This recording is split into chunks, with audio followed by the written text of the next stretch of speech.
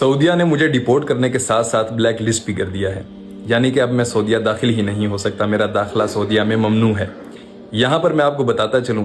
کہ میرا سب سے پہلے بڑا جرم یہ ہے، کچھ ثبوت میں آپ کے سامنے رکھتا ہوں، کہ میں نے پچھلی بار سعودیہ کے ٹیریٹری کے اندر کھڑے ہو کر میں نے فلسطین کے لیے بات کی۔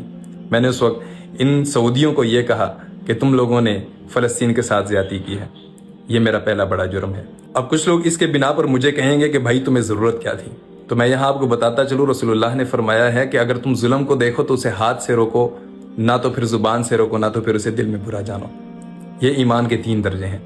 واللہ اگر میرے بس میں ہوتا ہاتھ سے روک سکتا تو میں ضرور ہاتھ سے روکتا، لیکن اس وقت میرے بس میں زبان ہے، تو زبان کو میں استعمال کر رہا ہوں ظلم کے خلاف۔ اس کے بعد محمد بن سلمان نے جب جب امت کے سینے میں خنجر گھونپا ہے، جب جب اس نے امت کو تکلیف پہنچائی ہے، تب میں نے محمد بن سلمان کے خلاف بات کی ہے۔ وہاں پر بھی میرے یہی الفاظ تھے کہ میں حق کے ساتھ کھڑا ہونے والا ہوں، اپنے بھی خفا مجھ سے ہیں بیگانے بھی ناخوش، کہ میں زہر حلاحل کو کبھی کہہ نہ سکا قن۔ باطل کو ہمیشہ حق سے مسئلہ رہا ہے، ورنہ نمازیں تو امریکہ میں بھی پڑھی جاتی ہیں، لیکن جب آواز حق کو بلند کیا جاتا ہے تب مسئلے سامنے آن پڑتے ہیں، اور حق کے راستے میں ایسے مسئلوں کا آنا یہ تو معمول کی بات ہے۔ کچھ لوگ کہہ رہے تھے کہ ہم تو سعودیہ 10 سال سے آ رہے ہیں جا رہے ہیں، ہمیں تو کبھی نہیں روکا گیا، تو جناب کبھی حق گوئی کریں تبھی تو آپ کو روکیں گے، آپ تو خاموشی سے جا رہے ہیں، خاموشی سے آ رہے ہیں، تو یہ تو غلام ہیں سارے، یہ تو چاہتے ہیں کہ لوگ خاموشی سے آئیں اور خاموشی سے جائیں، ہمارے سامنے کبھی کوئی زبان نہ کھولے۔ ان غلاموں کا یہ مسلک ہے کہ ناقص ہے کتاب، کہ سکھاتی نہیں انسان کو غلامی کے آداب۔ یہ قرآن نے ہمیں سکھایا ہے کہ حق کے لیے آواز بلند کرو، اور اسی لیے پڑھتا ہوں تو کہتی ہے یہ خالق کی کتاب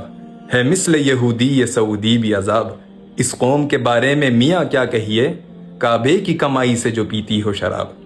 یہ سعود کبھی بھی ہمارے اپنے نہیں ہو سکتے، انہوں نے امت کا سودا کیا ہے، ان لوگوں نے امت کو اور فلسطین کو بیچ ڈالا ہے ان کفار کے ہاتھوں۔